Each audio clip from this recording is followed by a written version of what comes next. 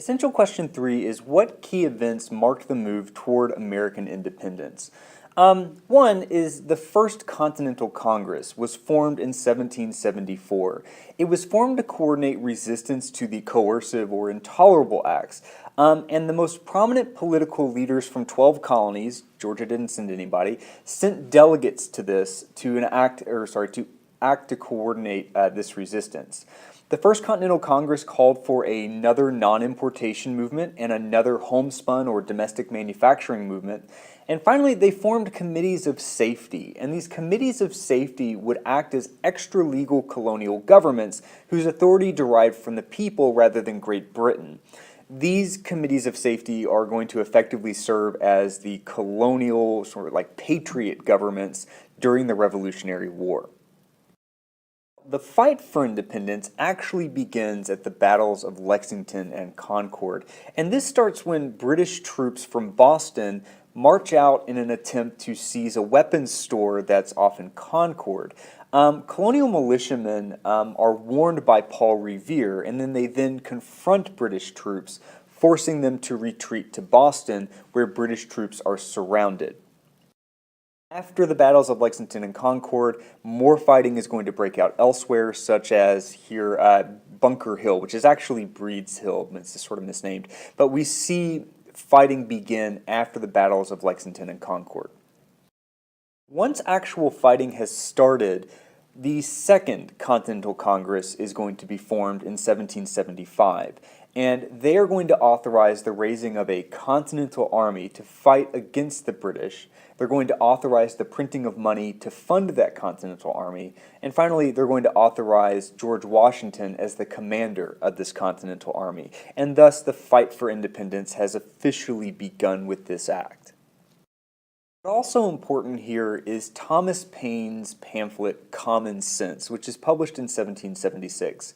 You have to understand that even with the opening of fighting at Lexington and Concord and at Breed's Hill, support for American independence was not universal. Not everyone supported it. Not everyone even in the Second Continental Congress necessarily supported it. So the Second Continental Congress actually issued something called the Olive Branch Petition, which they sent to King George III in Britain.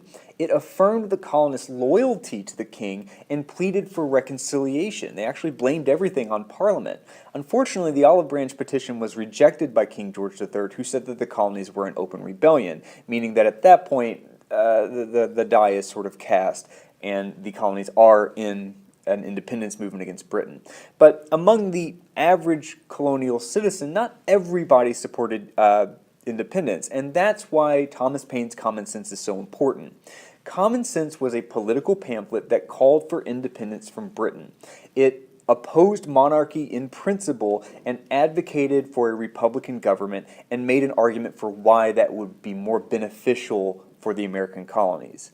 Common Sense was widely circulated and was incredibly influential in the independence movement by moving more people over into the column of calling for independence and making that independence movement not totally universal, but more universal and more widely supported.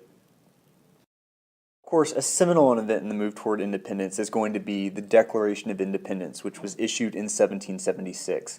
This is issued by the Second Continental Congress and declares that the colonies were an independent nation separate from Britain. It was mostly a long list of grievances against King George III, and if you read it, most of it is listing off things that the British government and George III have done to violate the rights of the British colonists. But the author of the Declaration of Independence, Thomas Jefferson, also drew very heavily on the Enlightenment philosophies of John Locke by saying that Americans had natural rights like life, liberty, and the pursuit of happiness, and that because the British government was not upholding their purpose to protect those natural rights, that the colonies had a right to rebellion. Very intentionally similar to John Locke, and it was written in such a way so that people who read the Declaration of Independence could understand and recognize that connection. Jefferson, by the way, was forced to strike out a passage condemning the slave trade in order to keep Southerners on board for issuing this declaration and to keep them as part of the independence movement and the Second Continental Congress. Final word about the Declaration of Independence, not only does it stand as a foundational document for the United States, but also the ideals of the Declaration helped to inspire future rebellions in places like France, Haiti, and in other countries in Latin America.